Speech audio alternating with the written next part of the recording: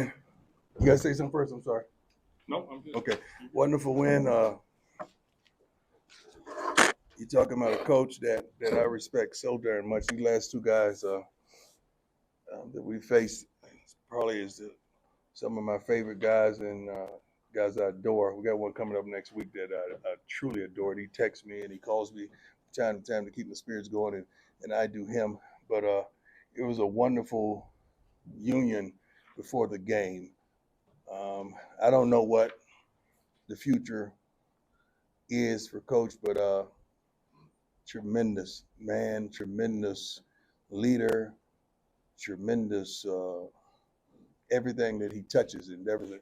I told him I wish I could have a half of the career that he's had at Utah. So I don't know what's going to transpire, but that's a good man, a great coach. They fought hard. Team has no quit in them whatsoever. They're physical, aggressive. That's who they are, and they lived up to that. Now, for us, when a great game was a good game, but putting up how many points we had, I don't even know. 49 points, and then play your best game. I think that speaks a lot about the program and where we are. Um, we got to tighten some things up and get some things together, but you see we're trending in the right direction. We started off rough. That wasn't indicative of who Shador is, and I thought he was kind of okay all game long. Then I look at the stats; he's 30 for 41 for 340 and three. Like, come on, man. I guess I'm just a hard dad to please at times, as well as a hard coach. But defensively, we did some phenomenal things. How many sacks we have, guys? 4 sacks, but we had a ton of pressures, right? And we did some phenomenal things. And I topped off by Shiloh getting in there at the end and doing what he did with a caused fumble. So God bless that. My highlight of the game though is Charlie Alfredog getting into the end zone. We made that an initiative at the beginning of the week that we were going to get Charlie in the paint no matter what. And young men on that line, they took that serious. The staff took it serious, and we only had one attempt to try it, and he got it there on the first one, which was wonderful. Um, so I'm proud of Charlie, of who he is, and how he represents this program as a 4.0 student. He's above board on everything, never on anybody's list, and helps everyone that ever endeavors to come to him for advice, for support, for knowledge in the running back room as well. So thank God for Charlie. Thank God for the fans. I think we sold out once again. I didn't see a seat available, and I don't know what that smell that I smell every week that goes on in the second quarter. But I see a lot of people up there smiling, so I don't know what it is. I saw that we paid a tribute to Miss Peggy. That was phenomenal. I think she's breaking the 100, right? I think she Tuesday. I think she got something Sunday though, right? Yeah. What she got Sunday? She got her birthday party Sunday. At the crib? Peggy got a party at the crib. I love her to life. God, I love her to life, and I'm so thankful. Just it seems as though the bowl is getting better and better and better because we're so focused and we're so dedicated on week to week, not looking down the street, but week to week. And I'm so darn proud of our coordinators, the staff, the young men, the women that's in this program, chef cooking his butt off in the kitchen, the training staff, everybody done a phenomenal job. Let's go. Go ahead, Nikki. Hi, Coach. Nikki Edwards, U Sports Report. You scored a season high 49 points against the best defense in the Big 12. What went into that game plan in exploiting Utah's defense? Well, we wanted to really protect our quarterback. Every week we say, let's protect our quarterback. Let's do some things that we don't feel like they can stop. We feel like we have the best receiving core in the country. We can protect the quarterback, and those guys eventually they're going to get open, especially if we have the assistance of a running game. And we showed flashes of having a running game. Isaiah did a phenomenal job today, breaking one, but we got to be more consistent with that. And the sky would be the limit if we could really have consistency and like a I don't the word escapes me what I'm trying to say, but we need to really want and desire and just have passion to run the football at times. I think we're liking that, but prayerfully we get it going because we could do some remarkable things if we have a more balanced offense. Lincoln, go ahead. Lincoln Roach, CU Independent. How's the team feeling right now after finally breaking that 7-year losing We don't care about that. We weren't here then, so we could care less. I just walked out the locker room and I'm pretty sure there's a party going on and somebody's rapping. That's how they feel. They feel really good. They feel really good about what they just accomplished, and they should. Every week we warn them to be gentlemen, to be men. So we want you to go out and have a good time, but don't do nothing to threaten what you worked your butt off for. In this moment, is that. Go ahead. Hi, Coach. Adam Tiger, 24/7 Sports. Congrats on the win. Thank you. Utah, just 31 rushing yards. What Yeah. can you say about the way Robert Livingston has that group playing? These guys are dedicated. Coach Liv is doing a phenomenal job, but D. Lou and Sapp, they ain't playing, as well as Dancy. And Coach Hart at the linebackers position. And Coach Mathis challenged the DBs to be physical this week because they're going to have to show up in the run game as well. We know they're on their third or fourth quarterback. We understand that. But we're happy with where we are, and we know where we could be. That's the thing. We're not even where we could be right now. You see the mistakes. You see the little things that we could clean up. But when you look at the statistics, you say, dang, that was phenomenal.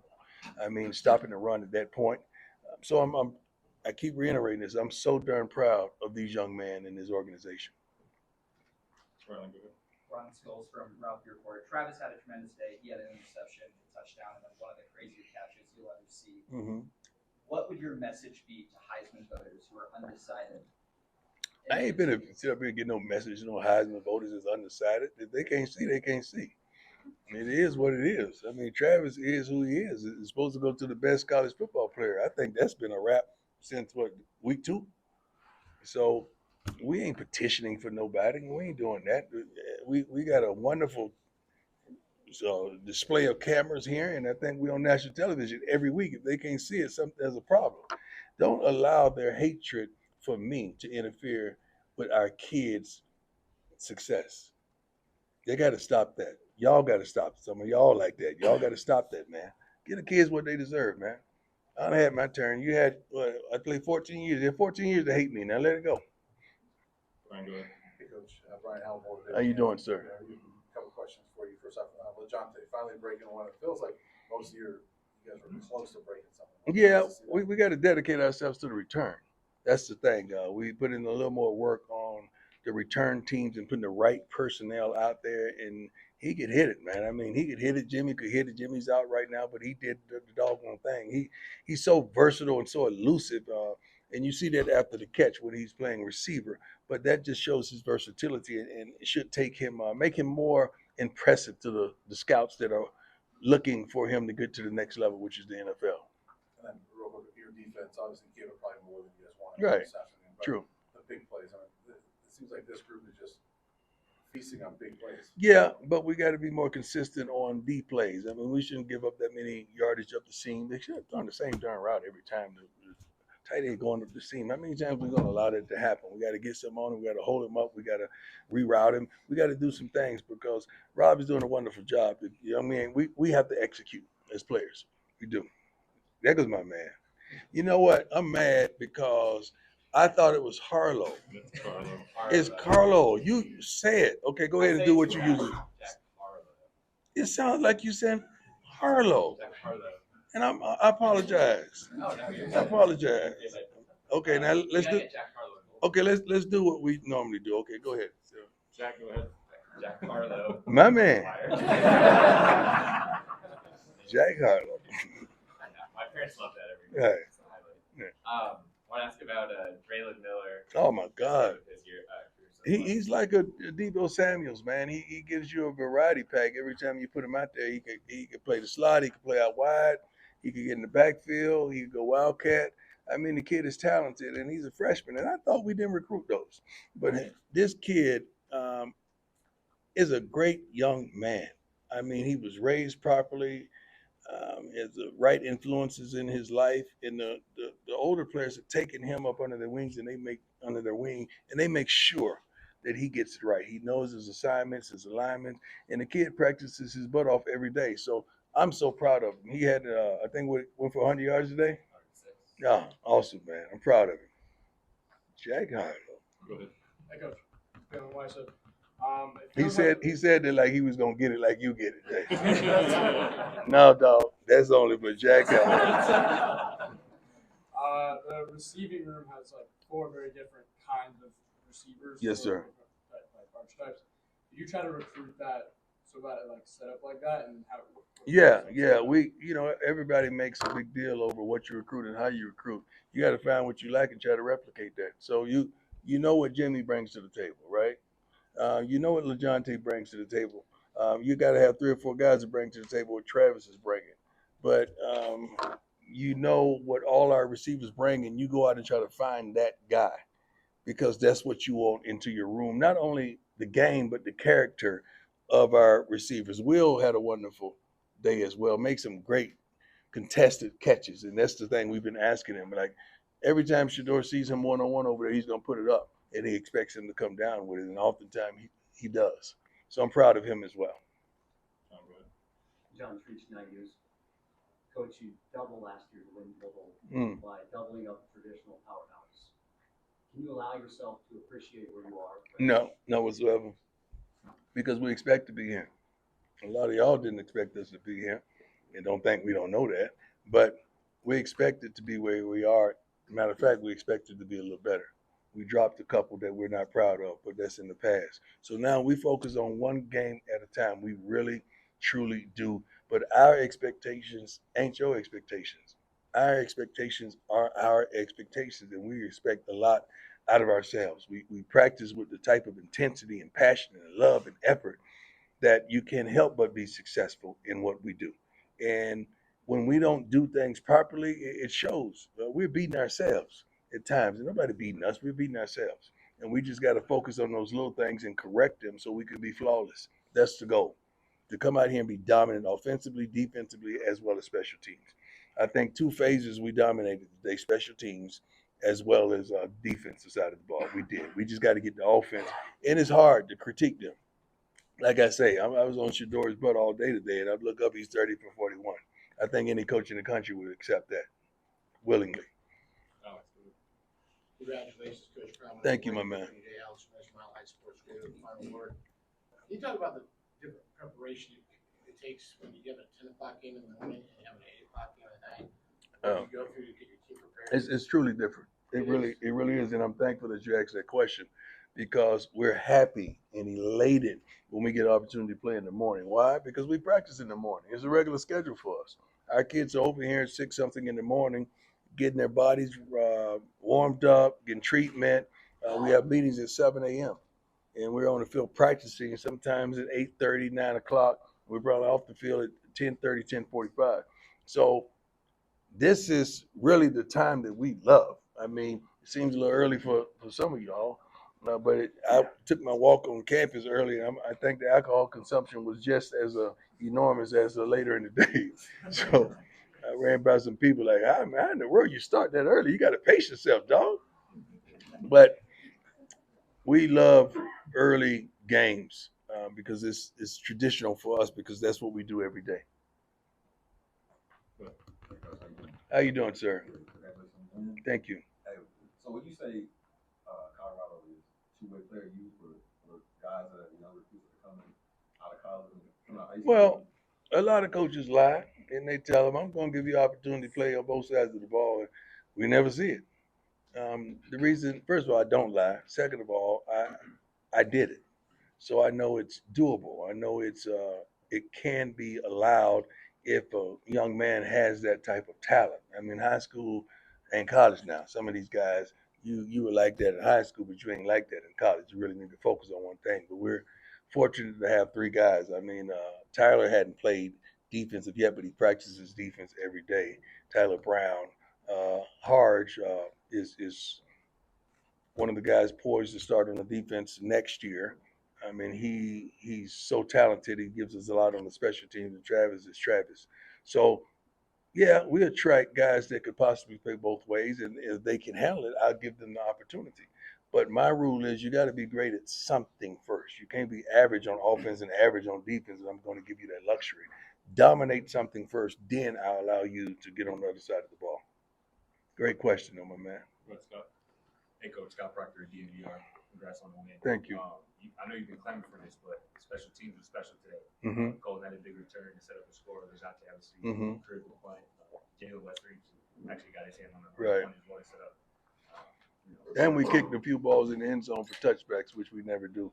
So I was really proud of that as well. Can you speak to Modest model the as special well. teams performance? They did a great job. We focused on that. We focused on Tommy's doing a great job, first of all.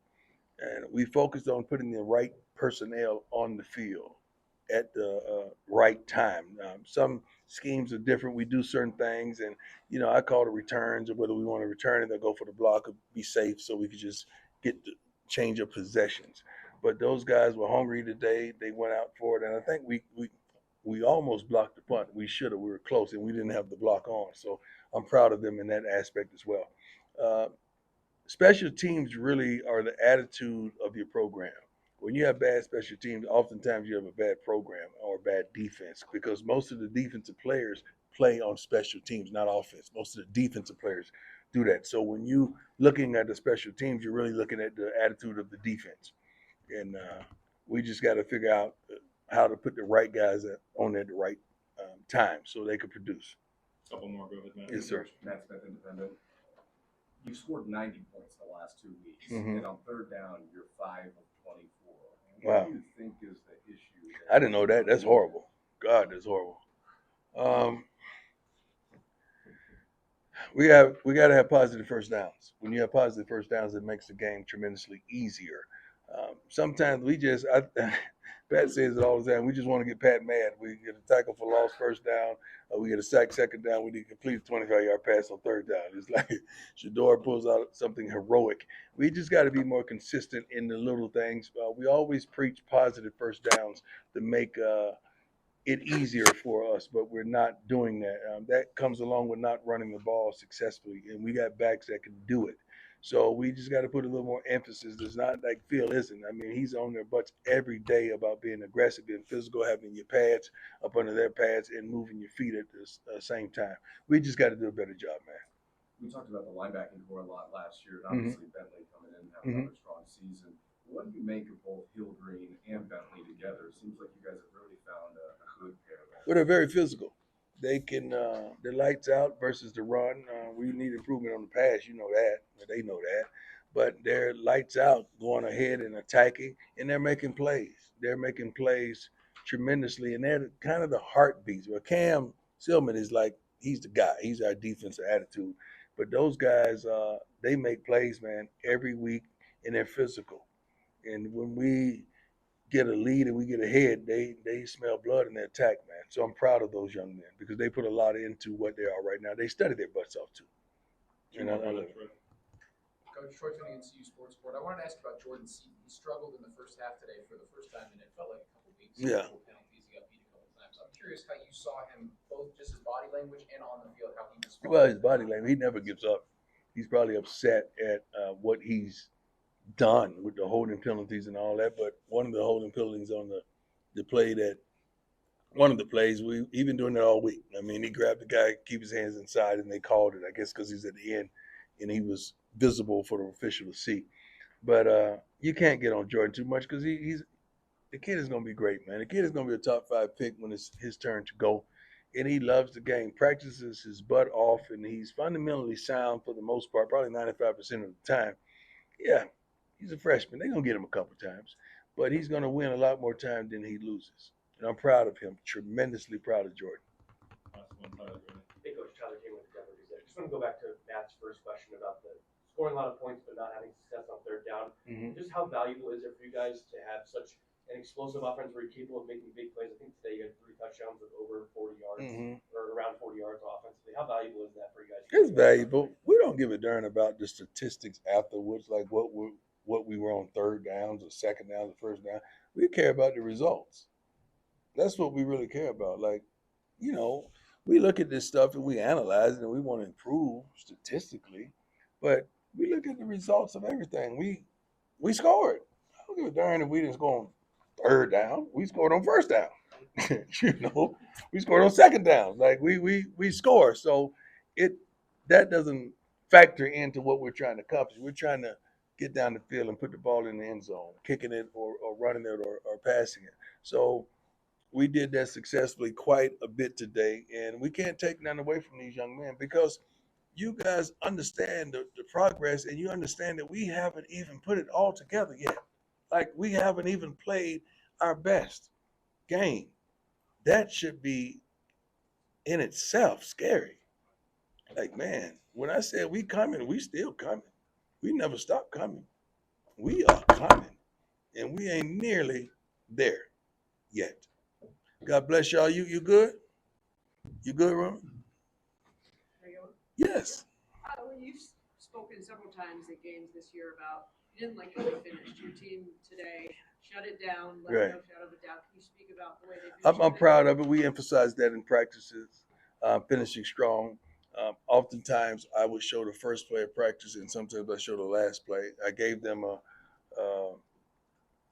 excerpt of me doing autograph signings. I said, I do signings several times throughout the year, and what I do when I have signings, I take my first item that I sign and I compare my signature to my last. And I feel bad if I'm not giving the consumer my best from the front to the back. So I got to start well and I got to finish well. And I gave them that analogy to let our young men understand that if you're going to start that way, you got to finish that way. So when I tell them little stories about my life or someone else's life, or we Zoom somebody in the morning and they could hear these guys that they deem successful, they understand it. But we got to start finishing a lot better. And the emphasis was on that this week, and I think we did a wonderful job. You good, Taylor? You good? What does it mean when you have a player just come in and be more special than what you think he is in the beginning? I don't think any player could outdo our expectation. We have tremendous expectations. I had a conversation when we run out and the guys get on the knee and pray, and Quincy Wiggins just was on my heart, and I went and hugged him and embraced him and told him how much I love him, how much I'm proud of him, that he hadn't given up, that he still practices hard, even though he's on the scout team. He goes hard every day to give us the proper look, and I mean, I was darn in tears because I was just giving him love, and he looked at me, he said, "Coach, I would never quit on you. I would never quit on you." And he made a couple plays in the game tonight, at the conclusion of the matter. But that stuff means something to me, man, because I love these young men like they're mine. So to see and to look in his eyes and hear him say, "I would never give up on you, Coach. I would never quit on you. I'm going to work my butt off. I don't give a darn if I'm in there or not." So I love that because that embodies who, what, why, and how this program is. Thank you, sweetheart. God bless you.